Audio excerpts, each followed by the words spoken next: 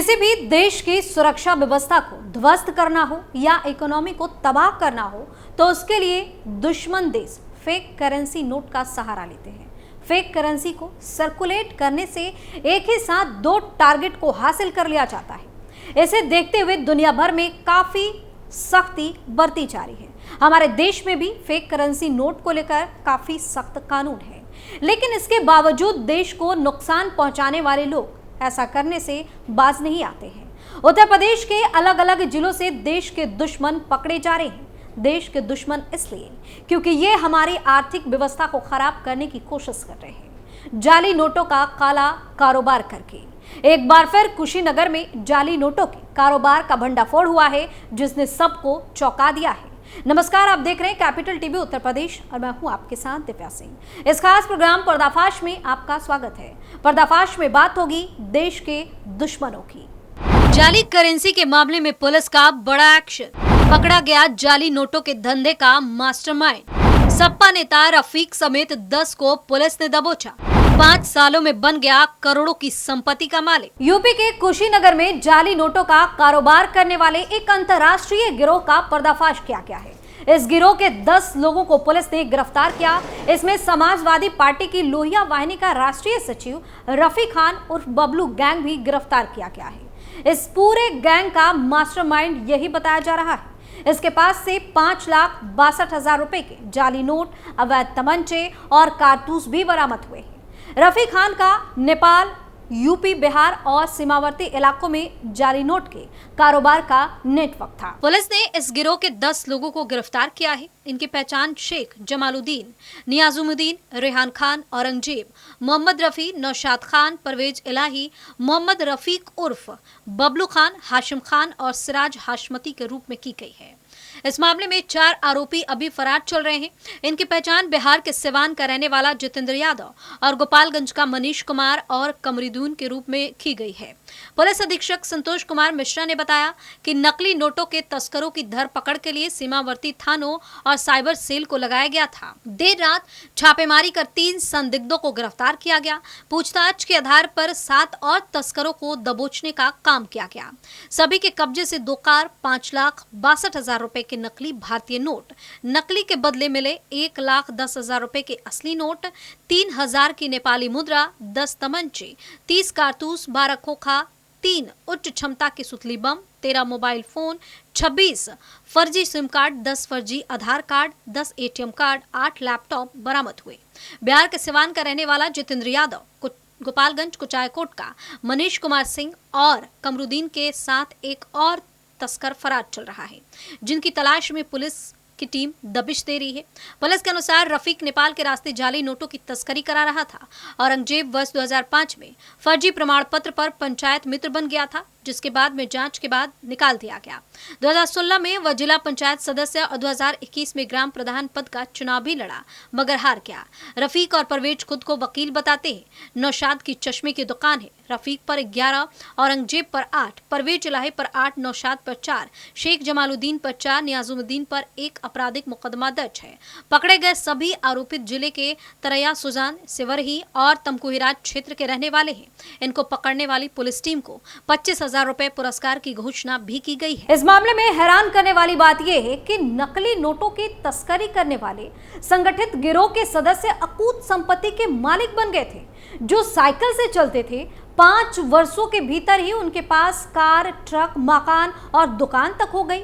ये खुलासे भी चौंकाने वाले। साइकिल से लग्जरी कार तक का सफर। नकली नोट के साथ पकड़े गए तस्करों ने अपराध के जरिए खूब संपत्ति बटोरने का काम किया है। शुरुआती जांच में पता चला है कि कल तक आर्थिक तंगी से जूझ रहे ये तस्कर आज अकूत संपत्ति के मालिक बन बैठे हैं। 8 के पास जहां खुद की लग्जरी गाड़ियां हैं, तो वहीं एक ट्रक भी चलवाता है। कभी साइकिल से चलने वाले तस्करों के कार तक के सफर के बीच सिर्फ 5 साल का वक्त लगा है।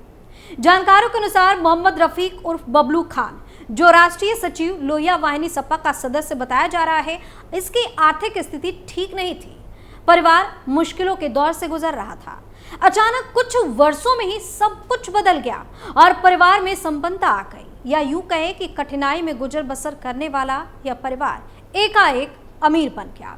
वहीं नौशाद खान, जो प्रदेश महासचिव सांस्कृतिक प्रकोष्ठ समाजवादी पार्टी का सदस्य है, इसकी भी हालत कुछ ऐसी ही थी। पिता मेहनत कर परिवार का भरण पोषण करते थे। आर्थिक तंगी से जूझता यह परिवार भी नौशाद के बल पर कम समय में ही संपन्न हो गया और घर के लोग खुशहाल जीवन जीने लगे। इतना ही नहीं, मोहम्मद रफी अंसारी, औरंगजेब, शेख जमालुद्दीन, नियाजुद्दीन, रेहान खान, हासिम खान, सिराज हसमती और परवेज इलाही के साथ भी कुछ ऐसा ही हुआ है। सिर्फ 5-7 वर्षों में ही इन्होंने नकली नोटों के जरिए खूब कमाई की और रातों रात अमीर बन गए। जानकारों के अनुसार रेहान और हासिम को छोड़ सभी के पास अपना 4 पहिया वाहन है।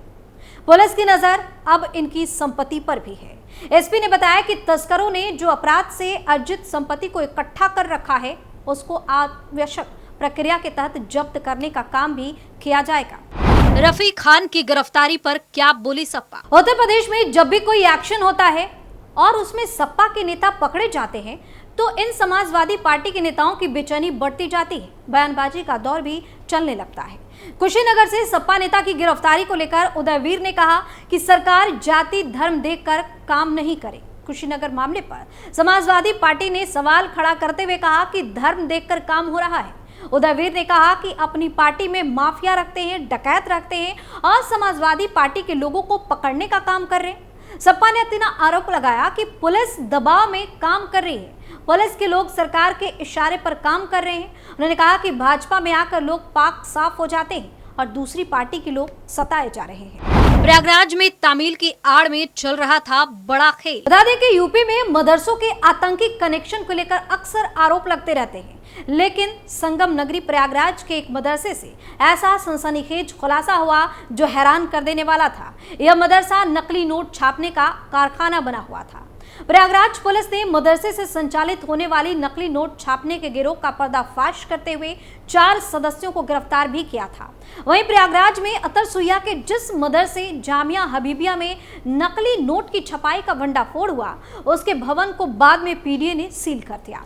इसके साथ ही मकान मालिक को नोटिस भी जारी किया गया। नोटिस का संतोषजनक जवाब नहीं मिलने पर भवन का ध्वस्तीकरण भी किया जाएगा। दरअसल अतर सुइया स्थित मदरसे में नकली नोट छापे जाने का मामला प्रकाश में आने के बाद पीडीए ने भवन की जांच शुरू कर दी।